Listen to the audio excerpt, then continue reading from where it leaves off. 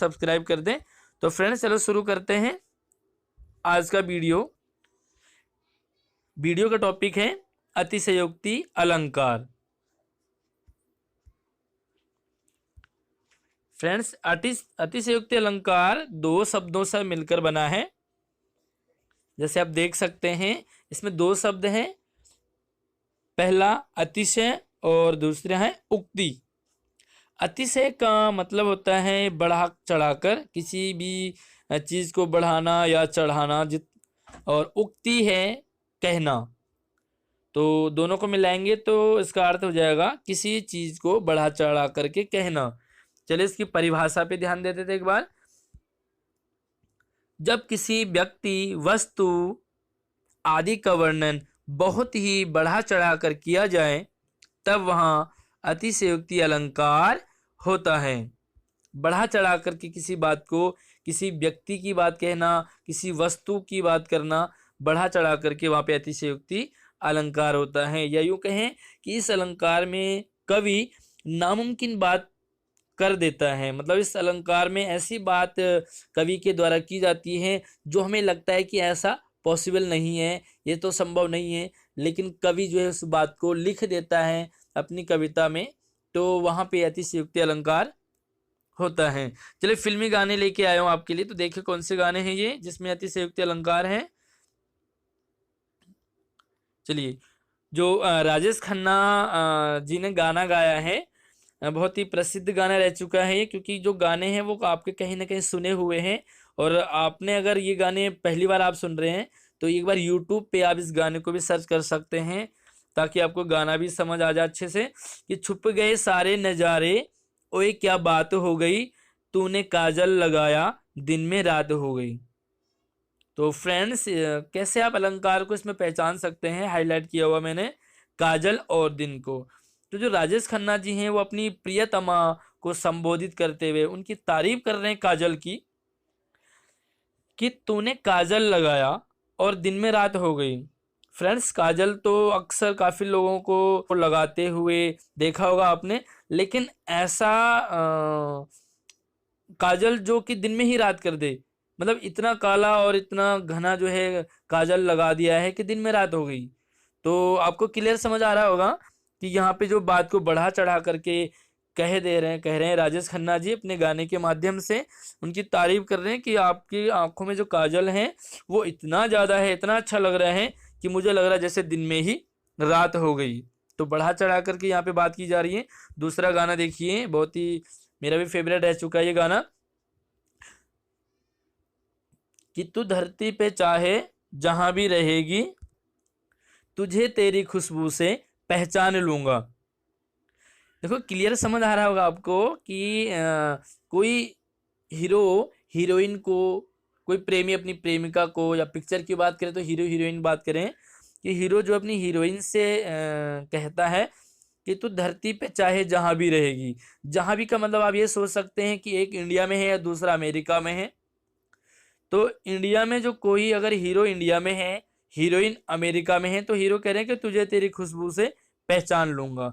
तो ये बहुत ही मुश्किल सा काम लग रहा है, नामुमकिन सी बात है कि हम सिर्फ खुशबू से ही पहचान लेंगे। देखो कितने भी अच्छे अगर परफ्यूम आ गए, उनका 100 मीटर 50 मीटर इतनी खुशबू हो सकती है, लेकिन जो हमारे हीरो जी हैं वो कह रहे हैं कि कहीं भी रहे धरती पे, लेकिन धरती पे रहनी चाहिए, मैं तुम्हें तुम्हारी खुशबू से भी पहचान लूंगा। तो क्लियर समझ आ रहा होगा आपको फ्रेंड्स कि यहाँ पे जो बढ़ा चढ़ा करके बात की जा रही है, इसलिए यहाँ पे इन दोनों जो दोनों गाने हैं ये अतिशयोक्ति वाले गाने हैं। अब ये तो रहे गाने की बात, अभी हम चलते हैं काव्य में, किस तरह से काव्य में अतिशयोक्ति अलंकार आपको देखने को मिलता है। ये बहुत ही प्रसिद्ध उदाहरण है, कई बार आपने सुना भी होगा, कि हनुमान की पूंछ में लगन न पाई आग, लंका सारी जल गई, गए निशाचर भाग।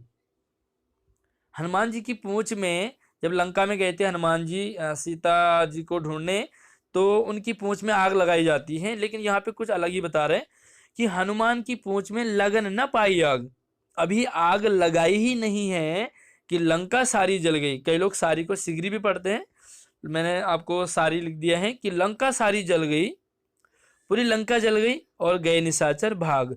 देखो फ्रेंड्स, ऊपर लिखा हुआ है कि पूंछ में आग लगी ही नहीं अभी, तो लंका कैसे जल सकती है। लंका जलाने के लिए पहले पूंछ में आग लगानी जरूरी है, और आग लगाना ही नहीं, उसके बाद लंका जलानी जरूरी है। और इतनी जल्दी तो कोई काम नहीं होता है। लेकिन हाँ, अतिशयोक्ति अलंकार में कुछ भी संभव हो सकता है, क्योंकि इसमें पहले बताया आपको कि नामुमकिन बात कभी कह देता है। तो ये अतिशयोक्ति का उदाहरण है। दूसरा देखिए, अपने राणा प्रताप जो हमारे थे, उनके घोड़े की आपने कहानी सुनी होगी कि बहुत ही तेज दौड़ता था। अब इतना तेज दौड़ता है कि इस कविता की लाइन में जो है लेखक ने कमाल ही कर दिया। क्या है कि देखो, आगे नदियां पड़ी अपार, घोड़ा कैसे उतरे पार, कि राणा ने सोचा इस पार, तब तक चेतक था उस पार। देखो, आगे नदी पड़ी हुई थी, बहुत बड़ी नदी थी, घोड़े को पार जाना था, कैसे जाए, राणा जी सोच रहे हैं। अब सोचते ही सोचते, जब तक राणा जी सोच ही रहे हैं, तब तक चेतक था उस पार। इतनी तेज जो है, तब तक चेतक पार भी हो गया, पूरी नदी उसने पार कर दी। तो फ्रेंड्स, मैंने तो यही पढ़ा था कि मन तेज भागता है, लेकिन मुझे तो लगता है कि घोड़ा जो है राणा प्रताप जी का, ये हमारे मन से भी तेज भागता है। अब भागता है, या फिर लेखक ने यहाँ पे अतिशयोक्ति उदाहरण दिया हुआ है, किस तरह से बढ़ा चढ़ा करके इस बात को कहा है। एक और एग्जाम्पल देखिए कि सुदामा चरित जो नाम की कविता है, 8th क्लास में एनसीईआरटी की बुक में 8th क्लास में एक कविता है सुदामा चरित। तो इसमें देखो किस तरह से सुदामा जी की दीन दशा व्यक्त की है नरोत्तम दास जी ने, कि ऐसे बेहाल बिवाइन सो, पग कंटक जाल लगे पुनि जोए। कि सुदामा जी के पैरों में बिवाइयां पड़ी हैं, छाले पड़े हैं। और देखो, छाले पड़ना तो स्वाभाविक सी बात है। अतिशयोक्ति अलंकार देखो कहाँ पे है, वो देखिए कि पग कंटक जाल लगे पुनि जोए। इतने कांटे चुभे हैं सुदामा जी के पैरों में। देखो, एक कांटा चुभ सकता है, 2 कांटे, 3 कांटे, लेकिन इतने कांटे आपने किसी के पैर में देखे होंगे कि कंटक जाल लगे पुनि जोए, जो है पूरे कांटे लगे हुए और जाल बना हुआ है। तो देखो फ्रेंड्स, जाल किसी के पैरों में नहीं हो सकता है। ये सिर्फ कवि ने अतिशयोक्ति अलंकार का प्रयोग करके चमत्कार उत्पन्न किया है। इसी की अंतिम लाइन देखिए कि पानी परात को हाथ छुयो नहीं, और नैनन के जल से पग धोए। जब सुदामा की दीन दशा देखते हैं, उसके बाद कृष्ण जी परात मंगाते हैं सुदामा जी के पैर धोने के लिए। तो उसी पे नरोत्तम दास जी ने ही इसी कविता में आगे कही है कि पानी परात को हाथ छुयो नहीं। देखो, पानी परात में पानी रखा हुआ है, लेकिन उसको हाथ भी नहीं लगाया कृष्ण जी ने, लेकिन नैनन के जल से पग धोए, पूरे पैर धुल दिए। जब पानी परात को हाथ ही नहीं लगाया तो कैसे पैर धो दिए? कहते हैं नैनन के जल से। नैनन के जल मतलब आंखों में जो पानी है। कृष्ण जी जो है सुदामा की दीन दशा देख करके बड़े ही बेचैन होते हैं, उनकी आंखों से आंसू निकलते हैं कि सुदामा जी के पैर ही धुल जाते हैं। तो फ्रेंड्स, इतने आंसू निकलना बहुत ही मुश्किल सा काम है कि जो पैर भी धुल गए हैं।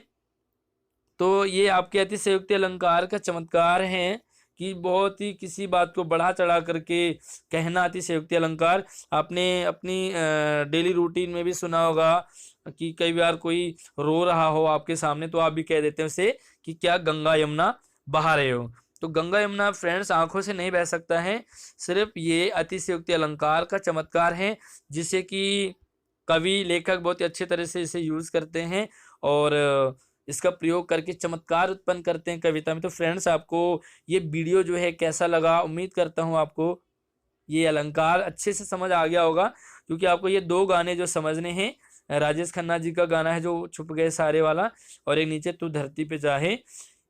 तो फ्रेंड्स, कैसा लगा आपको ये वीडियो? जरूर बताना हमें कमेंट्स बॉक्स में।